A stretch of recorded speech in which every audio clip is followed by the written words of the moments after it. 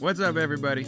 Welcome to Behind the Sound Magazine, a new online magazine where we're conducting interviews with up-and-coming artists, label execs, artist managers, and other music business professionals to learn about how they got to where they're at currently and see if they have any tips for you guys along your journey. I'm Dave. And I'm Terrence, and today our associate writer, Leslie, she's going to be interviewing Rachel Behringer. Now, Rachel is a social media manager at CD Baby, a downtown music-owned distribution platform that thousands of do-it-yourself artists use every day. Rachel was also a panelist on Nashville's Music Biz Week 2024, where she went into proper release strategies. Quote, "Releasing music is easy. Some would say it's too easy.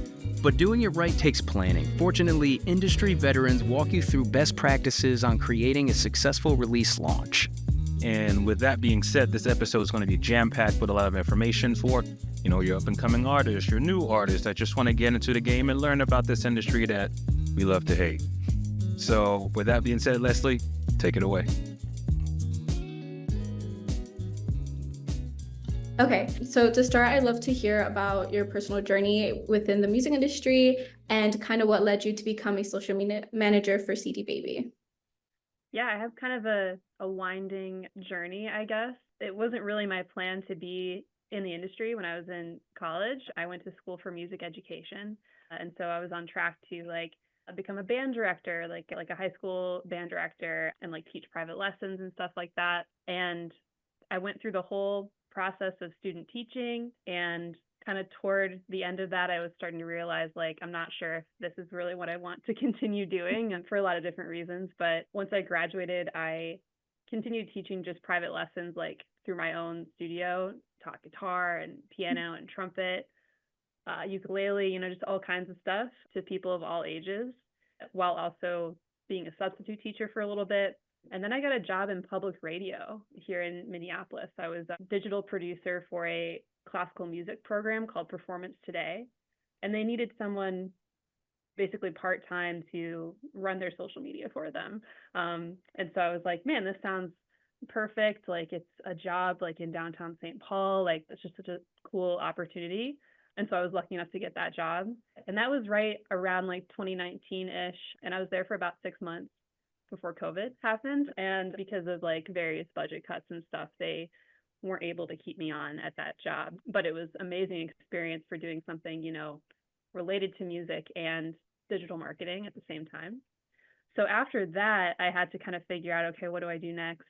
And I got a job at an advertising agency, completely unrelated to music, but I was doing social media content calendars and writing and planning and strategizing for all these different size brands. So probably our biggest client was John Deere, being here in the Midwest, agriculture related. So it makes sense.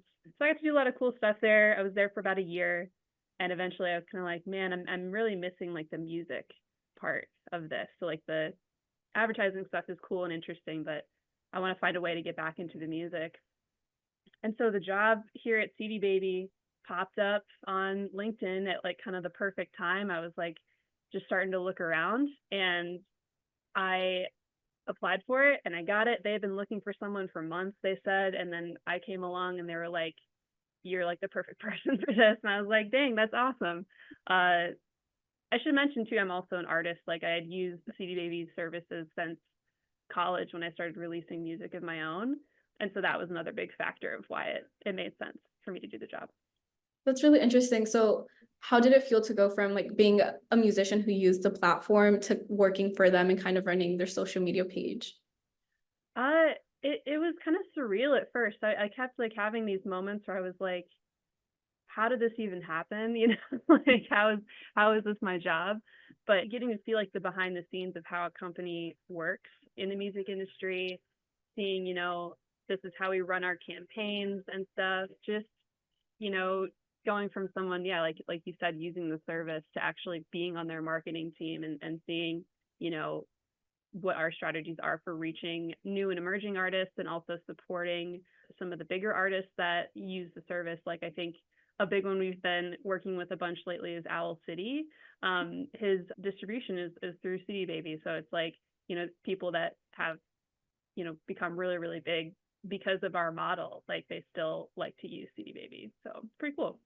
That's really cool. Kind of going into more of your role at CD Baby, what are your primary responsibilities as a social media manager? And then I saw that you also do freelance consultations. So how does your role at CD Baby differ from your freelance consultations? Yeah, so the kind of day-to-day of my job at CD Baby involves a lot of planning content for the future. So working with various departments across the company to get basically the information that I need about like what's coming up, what kind of content that we're creating in different areas of the marketing team, like our blog and our podcast. Like a lot of the social content that I put together draws from those different sources, because otherwise it's a lot of like kind of pulling stuff out of thin air sort of stuff. And, education is a really big part of our brand. So, it's editing videos from podcasts, taking blog copy and turning that into like more bite-sized snackable stuff for social. It's like these little nuggets of information.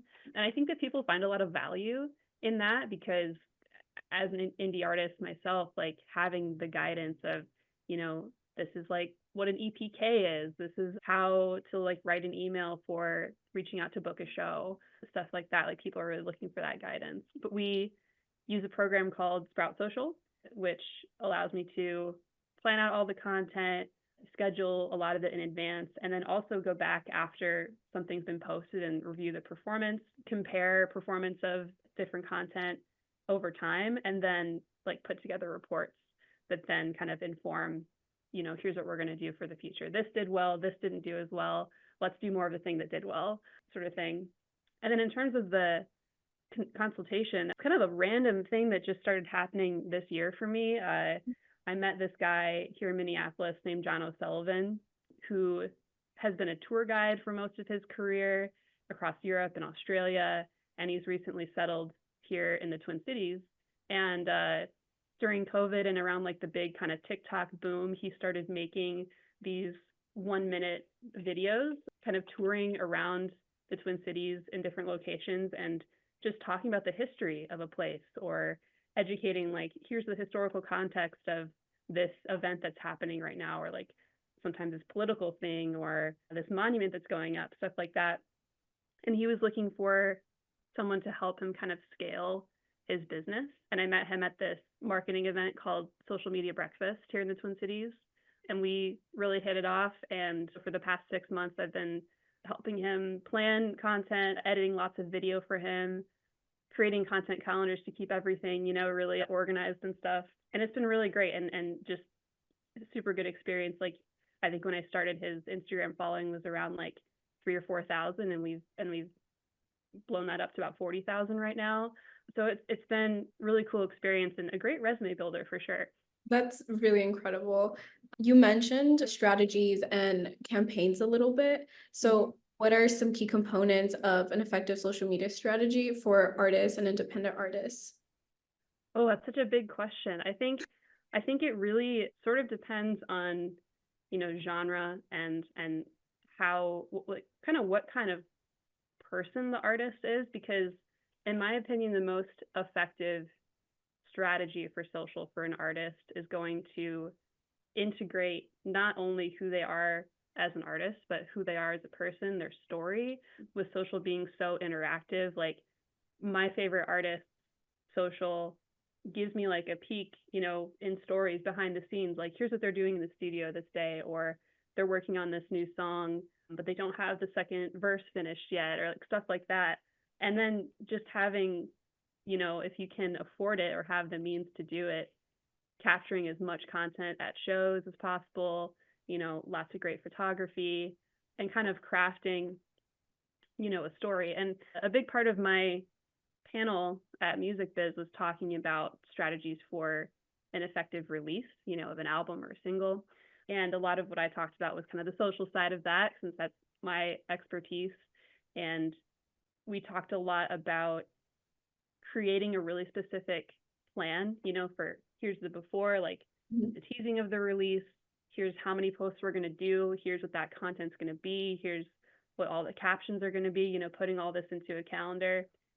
Then moving on to the actual release day, of course, big celebration. And then the part that a lot of people sort of neglect or don't, I think, do enough of is the push after, continuing to talk about the release. Like there's so much more that can be done after release day, with like release anniversaries, releasing more content like lyric videos and stuff like that. And then responding to the response. How are fans responding to this release? How can you interact with them? And just continuing the push, because like your catalog, your back catalog doesn't have to just sit there by itself. You can continue to refer people back to those things. You started talking about the panel, and I was wondering if you could elaborate a little bit more on the insights you shared during the panel and anything that stood out to you as well. Yeah, I mean, there's so much. Everybody on the panel was so smart. I think, I got to connect with Dustin Boyer from Venture Music. He's super cool. We got lunch one of the days and just talked about so much different stuff. Caitlin Parmenter from Alchemy Music, also extremely cool person, but I think probably the biggest thing that stood out to me was from, and I forget his name right now, but the rep from Symphonic Distribution. He was talking about how a lot of artists don't take the time to have a lot of patience around their career. So saying like, we've been working on this album for so long and we just want to get it out there as quickly as possible without taking the time to talk to experts, make that big plan, and figure out here's how we can get the absolute most out of this release. Like being an artist myself, I understand the desire to just keep creating and keep moving forward and going and going and going. But it's really worth the time to just sit, figure out what exactly you're going to do with the release, and then execute that plan as best as you can. And someone I brought up was in reference to that was Chapel Roan, who's like having an amazing rise right now. I love her music, and she's been going at it for 10 years. She's always been so talented, but it's like, it's that continuous push. And now finally she's having like her moment after 10 years of being in the industry. That's incredible. Another question that I wanted to ask, was there anything new that you learned from your panelists? You mentioned that the fellow panelists, you mentioned that they were really cool people, that you connected really well. So was there anything interesting that you learned from them? Yeah, and it wasn't I learned a lot during the panel itself too, but what sticks out to me was, again, when I had that lunch conversation with Dustin Boyer. He and I talked a lot about, strategies that he's using for marketing the artists on his roster, because Venture Music is a marketing agency for music specifically. And he just talked about really, really digging into the data that you have available. Spotify for Artists has a lot of data in there, especially if you're someone who's kind of rising and starting to get a little bit more listenership. The more listeners you have, the more you can see, here's when these streams were happening, here's the spikes, here's where they came from. And then also using that data to create targeted ads on social and figuring out, okay, here's my demographics, here's the, when we're setting up these social ads, how we should target them based on the info that we already know. And that's a big part of what I learned at the marketing agency that I worked at too, is like when you're running social ads, the setup is so important, because it's determining who's then going to see those and who is most likely to go ahead and click play and go discover you as an artist. So super great conversation with him. You kind of talked a little bit about the things that you mentioned during the panel about how to prepare for launch, what to do during it and after. Could you elaborate a little bit more on those steps? Yeah, and again, I think it's pretty specific to each individual artist, like depending on their resources. Do they have a team, or are they completely doing everything DIY? Because obviously your ability and how much you can actually do is dependent on how many people you have helping you out and what kind of resources that you have. But I thought back to a release that I did recently with a band that I play in called Delicate Friend here in the Twin Cities. We released an EP. It was our kind of debut release, and we did the waterfall release strategy, where we released one single 1 week and then waited another week or 2 weeks to release the second one, and then did the full thing right around the time of our big release show. So all of that was planned out months in advance. And because it's my job, I was like, I'm willing to write out this whole social calendar for everything that we're going to post about. So we planned all that stuff. When were these posts going to come out? What photography we're going to use, what video content we were going to use. And, given that we are a smaller local band that doesn't have a team, and we didn't have like the big resources to push into ads and stuff like that, we really relied on lots of in-person connection with folks at the show and organic social, so non-paid social kind of stuff. But yeah, it's just so individual, I think, depending on what an artist is able to do and willing to do sometimes. I'm sure you've seen artists talking about how bigger artists on labels and stuff, talking about how their label execs or their team are telling them like, make more TikToks, make more content all the time. And I can understand why it could be just like such a slog, to keep having to make all this stuff constantly. But, especially given the fact that that's free marketing, I think the folks that have figured out how to do that really well are finding a lot of the big success right now.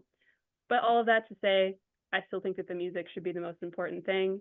Having a really good product to push out is the most important thing. And all of this other stuff, if the music isn't good, that makes everything else harder to do. Yeah. So kind of to talk a little bit more about the panel, what did you enjoy from participating in this panel, and kind of what was your biggest takeaway? And what do you hope the biggest takeaway for the audience was from it as well? Yeah. I think I really enjoyed connecting with our moderator, Jay Gilbert, who I believe runs his own consulting firm now called Label Logic. But he was at Universal Music Group for over 20 years doing marketing stuff for them. And dude's just so smart and has been through like everything. He's the definition of experienced music industry professional. So I just really enjoyed connecting with him. He was a great moderator for the panel, responded really well to everyone's answers. But as far as what I hope that the audience took away, I'll toot my own horn a little bit. I thought it was stuff that I kind of mentioned regarding making a plan.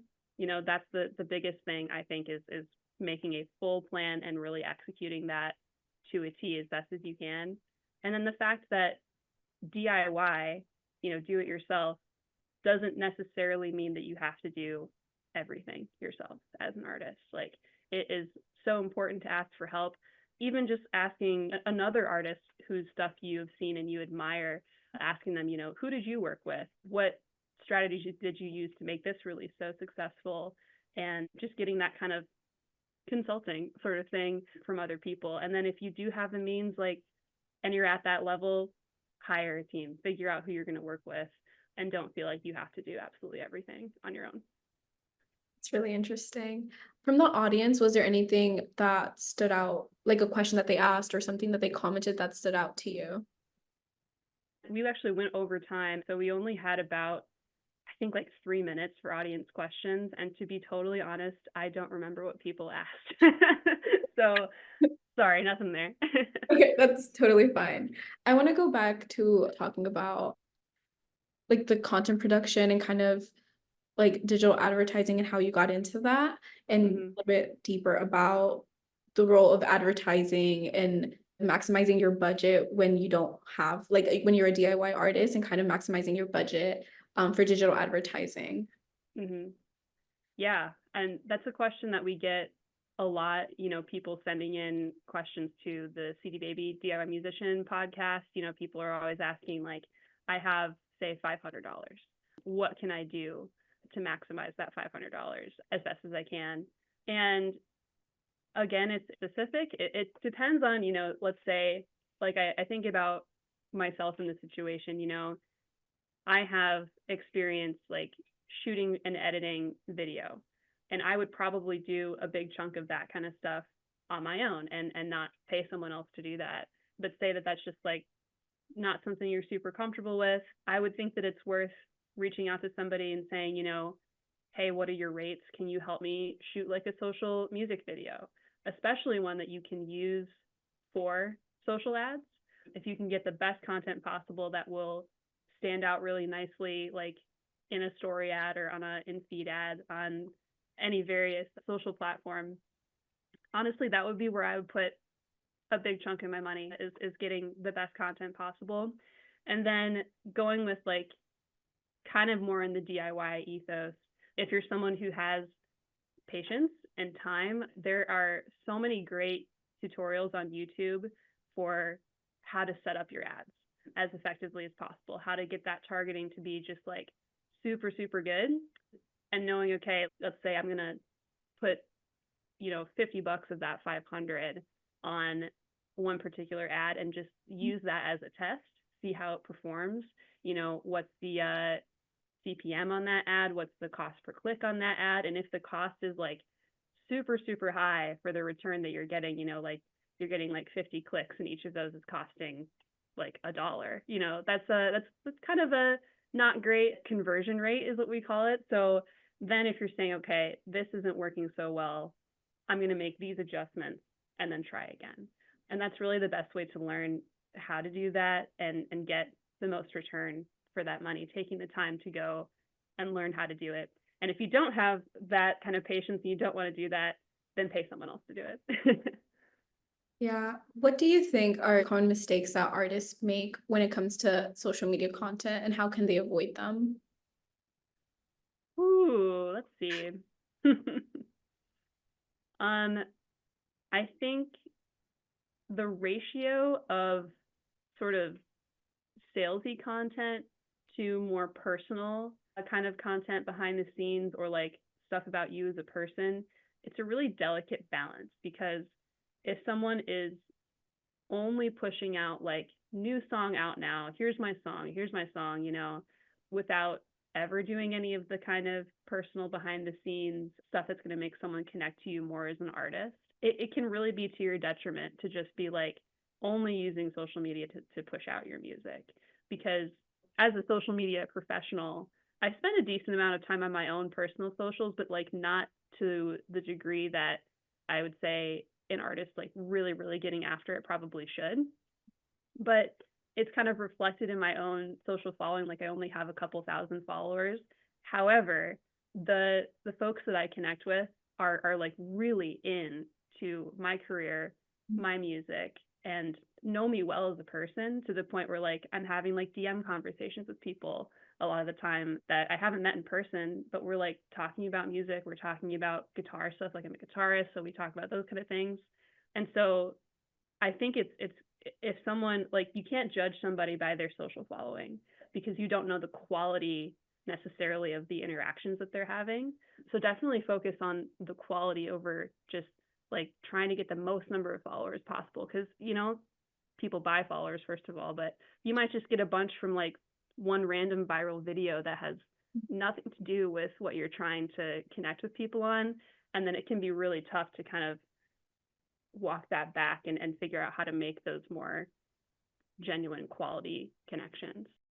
Before we get to the rest of this video, I wanted to give a shout out to our latest endeavor, the Upstate Sound Academy. I'm sure you already know the music industry is constantly changing. Every 3 months there's like something new we gotta figure out. And for those just starting, it can be pretty intimidating because it's not just about making music. So what we're doing is developing these free tools for you guys to use. From where to sign up to collect your royalties, how to write a proper artist bio, how to make great content. We even have what we're calling a pocket mentor. That one's kind of our flagship chapter because I didn't have a mentor when I started, so I wanted to be able to provide answers for the questions you probably don't even know to ask yet. So if you're interested in receiving these free tools, just email academy@theupstatesound.com and we'll send it right over to you. I'll even hop on a call with you and learn more about you and what you got going on because we do know everyone's path is different and we're a new age label here at the Upstate Sound, so follow for more.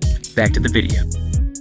How do you think social media trends impact the way that some artists promote their music? Yeah, it depends on what kind of trends we're talking about. So like there's what I call, visual trends, like here's how a lot of people are editing their video content right now, like these super short cuts and like, like CapCut templates and stuff like that, versus like audio trends with using, I'm looking for a man in finance or like all that kind of like that stuff that's like really churning through super, super quickly. I think it's always better to focus more on making your art as good as possible and not trying to hop on like every single trend that's out there.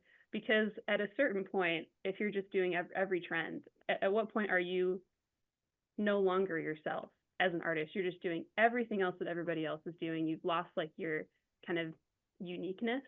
So I do think that there's a place for trends. In general, video editing styles that people are really used to seeing on short form video are helpful, because it's like, okay, people will see this content, kind of know what to expect, and not be like, oh, I have no idea what this is. It's too weird. I don't like understand what they're trying to do here, and then just like scroll away. So yeah, it's a delicate balance, but I would say in general, don't lean too much on the trends to try to figure out your personal identity as an artist and a musician. How do you foresee the role of social media evolving in the music industry in the next few years? Wow. Gosh, I mean, in terms of like the bigger labels, what we're starting to see, and this is a big part of the conversation at Music Biz, we're starting to see the bigger labels kind of lean away from trying to sign new people that they've discovered on social, because a lot of times what they're having happen is, an artist will blow up from one short clip of a song that they haven't recorded yet. They haven't released any music, and the labels were just trying to kind of capitalize on that moment while it was like a big part of the discussion. But then, what happens after that? A lot of the labels aren't investing in artist development as much anymore. So it's like, here's this artist, this new, a lot of times young person who has this big moment and has a lot of, frankly, their money taken from them by these labels, to then just like go on and have to figure out, okay, what do I do next? And so we're seeing the labels now kind of revert back to more of like the traditional styles of what they had been doing before.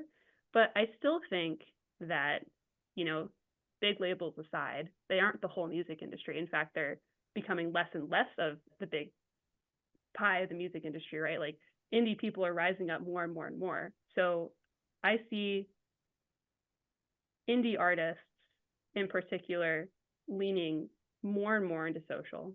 And because of the fact that everything is like based on algorithms now, more and more folks getting discovered by people that they never would have thought that they could reach in previous years, and that discovery being a huge part of it, because we don't have control over what these social platforms are going to do, and they've found, the platforms themselves have found success with leaning on the algorithmic discovery. So they're going to keep on doing that. And if artists can find ways to make the best content possible, again, make the best music possible first, and highlight that music in a good way, then they're going to be the ones that have the most success, I think. It's really interesting.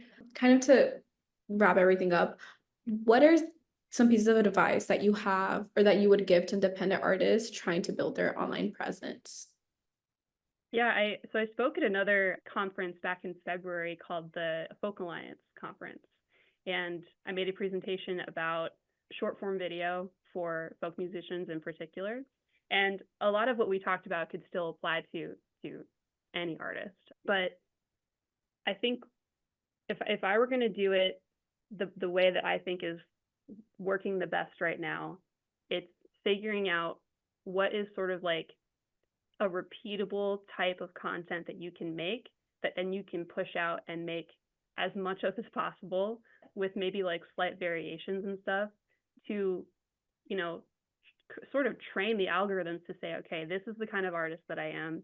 I do, let's say, for example, like folk music in my bedroom, or like I go to like cool outdoor locations and record with like a little bit nicer mic and do, a little bit of editing to make it look and sound as best as I can. And then that trains the algorithms to say, okay, this kind of person who likes other folk artists would probably like this other person that is very good and is finding success. It's really tough though, like to figure out what that thing is and be able to stay on it consistently is very hard. But, a music career has never been an easy thing to do, Yeah. One last question. Is there anything else that you would like to share today about your journey in the music industry, your participation at Music Biz, or your role at CD Baby? Um, it was just really cool to get to connect with CD Baby artists that came to the Music Biz Roadshow that we sponsored that Monday of the conference, and chat with them, hear what their questions were, how their careers are going, and where they see themselves going in the next few years. Like, that's the coolest thing, being an artist myself and then seeing in real life, here's the people that use our service and are finding success, making lots of money in a lot of situations, like being completely independent. It's super cool. It's really cool. Is there anything the audience should look forward to from you or from CD Baby as well? Any news from CD Baby? Oh, there are things coming and I can't share them legally, but definitely do follow CD Baby on social media if you want to be like the first one to know about things that we have coming up. I personally have some cool kind of music projects on my own coming down the way that, folks want to follow me on social too. They can definitely check it out. But yeah, I'm sorry I can't be more specific, but just know that it's going to be awesome. It's going to be really cool stuff. That's totally fine. Where can people find you on social media? Yeah, I'm probably most active on Instagram. I'm on TikTok as well. I don't really use Facebook anymore, so that's just don't go there. But yeah, so it's probably Instagram, TikTok, and Threads. Okay. Thank you so much. We hope that episode was informative for you. If you're interested in being interviewed by one of our associate writers and being a part of Behind the Sound magazine, just contact us at info@theupstatesound.com. And also, don't forget to like, comment your favorite tip about this episode, and subscribe. We have all our channels on Instagram, on YouTube, and on TikTok. And we also got a new series called Upstate Legends, where we highlight a lot of the local talent that we have that have graced us with their presence at the Upstate Music Studio. But for now, that's all we got, and hope to see you in the next one. You guys take care. Peace.